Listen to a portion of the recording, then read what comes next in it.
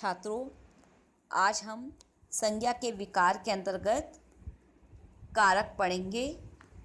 कारक का क्या महत्व है, इसके बारे में जानने के लिए पहले हम इन दोनों वाक्यों को पढ़ते हैं। दादी पूजा फूल तोड़े, मैंने चम्मच खीर खाई। इन दोनों वाक्यों से हमें अर्थ की अनुभूति नहीं हो रही है, हमें वाक्य अच्छी तरह समझ में नहीं आ रहा है। इसमें कुछ शब्द हमारे गायब हैं। तो इन वाक्यों को अगर हम सही ढंग से बोलें तो हम इनको इस तरह से बोलेंगे। दादी ने पूजा के लिए फूल तोड़े, मैंने चम्मच से खीर खाई। तो इनमें हमने ने और के लिए और चम्मच से, इन ने और के लिए और से, ये हमारे कारक चिन्ह कहलाते हैं। ये कारक चिन्ह हमारे संज्ञा शब्दों को क्रिया के साथ जोड़ने का कार्य करते हैं।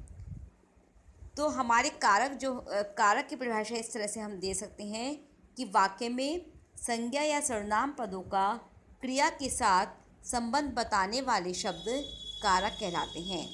हिंदी में कारक की संख्या 8 है, जिसमें पहला है कर्ता कारक, कर्म कारक, करण कारक, संप्रदान, अपादान, संबंध, अधिकरण। नीचे सभी कारकों के चिन्ह या विभक्तियां दी गई है। कर्ता कारक का चिन्ह है ने, कर्म को करण से के द्वारा, संप्रदान को के लिए, अपादान से अलग होने के अर्थ में, संबंध का के की, रा रे री, अधिकरण में पर, संबोधन हे अरे। अब हम इनका हर कारक का अलग अलग वर्णन पढ़ेंगे। पहला है आपका कर्ता कारक। कर्ता यानी कि काम करने वाला, क्रिया को करने वाले को हम कर्ता कहते हैं। रवि ने खाना खाया, बच्चा दूध पीता है। यहाँ पर क्रिया क्या है? खाया और पीता है। तो किसने खाना खाया? रवि ने। किसने दूध पिया? बच्चे ने। तो ये रवि ने और बच्चा, ये क्या है? आपके कर्ता कारक है।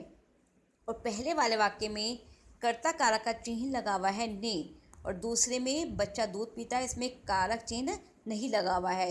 लेकिन कारक क्रिया कौन कर रहा है? बच्चा कर रहा है। तो कभी कभी कर्ता कारक बिना चिन्ह के भी आ जाते हैं।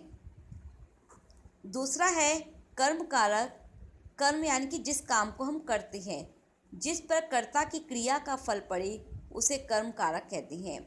जिस कर्ता जिस कारक काम को करता है, उसे हम कर्म कहते हैं। जैसे माँ खाना बनाती है, अध्यापक छात्र को पढ़ाते हैं। तो माँ क्या बनाती है? खाना। अध्यापक किसको पढ़ाते हैं? छात्र को। तो कर्म कारक की पहचान करने के लिए क्या या किसको अगर हम शब्द लगाते हैं तो हमें कर्म की पहचान हो जाती है, और ये हमारे कर्म कारक कहलाते हैं। तीसरा है करण कारक। करण का अर्थ होता है जिसकी सहायता से कार्य किया जाए। तो कर्ता जिसकी सहायता से काम करता है, उसे करण कारक कहते हैं। जैसे पिताजी कलम से लिखते हैं। पिताजी किसकी सहायता से काम कर रहे हैं? लिखने का काम किसकी सहायता से कर रहे हैं? कलम से। बच्चा गेंद से खेलता है। बच्चा किससे खेल रहा है? गेंद से। तो यहाँ पर कलम से और गेंद से में करण कारक है। जिसकी सहायता से हम कार्य कर रहे हैं, उसमें करण कारक होता है। फोर्थ है आपका संप्रदान कारक। संप्रदान जिसके लिए कार्य किया जाए, उसे संप्रदान कारक कहते हैं। जैसे मैंने माँ के लिए साड़ी खरीदी, भाई ने बहन को उपहार दिया। मैंने किसके लिए साड़ी खरीदी? हमने किसके लिए कार्य किया? माँ के लिए। भाई ने किसके लिए उपहार दिया? बहन को। तो इसमें माँ के लिए और बहन को, ये दोनों ही आपके संप्रदान कारक हैं। अपादान कारक संज्ञा या सर्वनाम का वह रूप जिससे अलग होने का बोध होता हो, अपादान कारक कहलाता है। पेड़ से पत्ता गिरा, मेज से पुस्तक गिरी। यहाँ पर पत्ता किससे अलग हो रहा है? पेड़ से। पुस्तक किससे गिर गई है नीचे? मेज से। तो पुस्तक किससे अलग हो गई? मेज से। तो जिससे हमारी कोई चीज़ अलग होने का बोध होता है उसमें अपादान कारक होता है, तो पेड़ से और मेज से यहाँ पर अपादान कारक है। संबंध कारक संज्ञा या सर्वनाम के जिस रूप से किसी एक वस्तु या व्यक्ति का संबंध दूसरी वस्तु के साथ जाना जाता है उसे संबंध कारक कहते हैं। नंदिनी के पापा आए हैं, रमन की कमीज नीली है। यहाँ किसके पापा आए हैं? नंदिनी के। किसकी कमीज नीली है? रमन की। तो संज्ञा या सर्वनाम का के जिस रूप से किसी एक वस्तु या व्यक्ति का संबंध हो रहा है, इसमें पापा का संबंध किससे है? नंदिनी से। कमीज का संबंध किससे है? रमन से। तो इसलिए यहाँ इन दोनों में संबंध कारक है।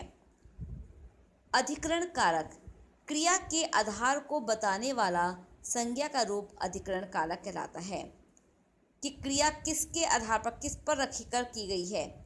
जैसे टोकरी में फल रखे हैं, मेज पर कंप्यूटर रखा है, तो इसमें क्रिया है रखा है कि टोकरी के फल किस में रखे हैं? टोकरी में। कंप्यूटर कहाँ रखा है? मेज पर। तो ये आधार है इनका, तो ये टोकरी में और मेज पर अधिकरण कारक है।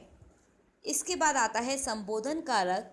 संज्ञा के जिस रूप से किसी को पुकारने या सावधान करने का बोध होता है उसे संबोधन कारक कहते हैं। जैसे अरे भाई मेरी बात सुनो, यहाँ हम किसको संबोधित कर रहे हैं? भाई को। और हम किस कारक चिन्ह से कर रहे हैं? अरे से।